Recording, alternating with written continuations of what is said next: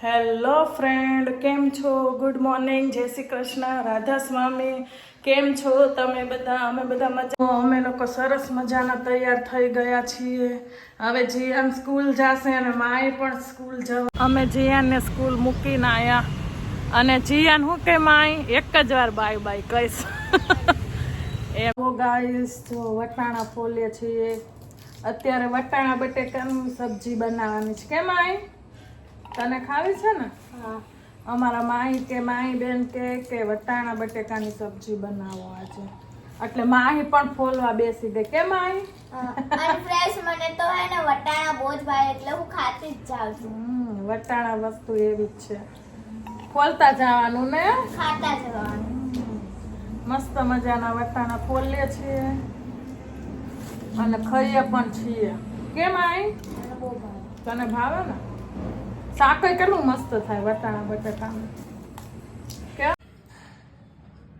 આવો બધા દેશી ભાણું ખાવા. જો બાજરીનો રોટલો છે, મૂળો છે, વટાણા બટેકાનું શાક છે. બધાથી સારામાં સારું ભોજન. જવો, હું નિલેશ માટે પાણી લાવી. લો નિલેશ, પાણી તમે મંગાવ્યું નહીં ને? હે? પાણી તો મંગાવ્યું નહીં. પીવો ને? કોને પીવું છે? તમારે. ના ભાઈ ના. લો, પણ નહીં પીવું તાર. પણ હું પીવડાવું છું ને. પીવો ને. શું લઈને આવી? પાણી. પાણી? પણ નહીં પીવું મારે. ના પીવો એકવાર. કોના માટે લઈને આવી? તમારા માટે.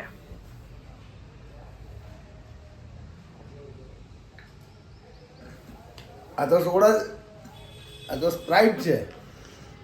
સ્પ્રાઇટ છે?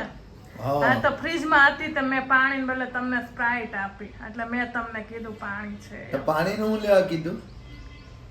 મારે કે મને પ્રેન્ક મારું બી કર્યું હે ને, વિડિયો હે ને? હા હા, ઉલ્લુ બનાયા ને મને. હા, ઉલ્લુ બનાયા તમને.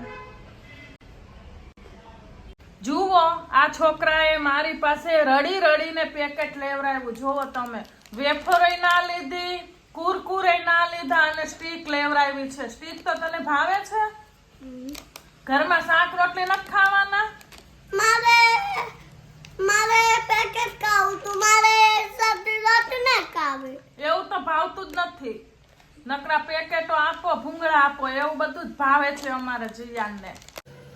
અત્યારે 4 વાગી ગયા, પણ મને બહુ જ ભૂખ લાગી ગઈ હતી. તો જો મેં રોટલીનું શાક બનાવ્યું છે. એકવાર ટ્રાય કરજો, પાણીમાં બનાવેલું રોટલીનું શાક. એકદમ મસ્ત ટેસ્ટી લાગશે. ટમેટું નાખવાનું, બહુ મસ્ત શાક બનશે. શું આપણું ઉકળી ગયું છે. હવે રોટલીના કટકા નાખી દઈશું બધા.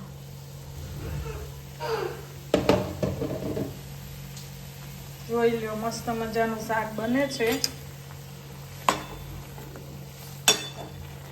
એકદમ ટેસ્ટી ને બહુ જ મસ્ત લાગે.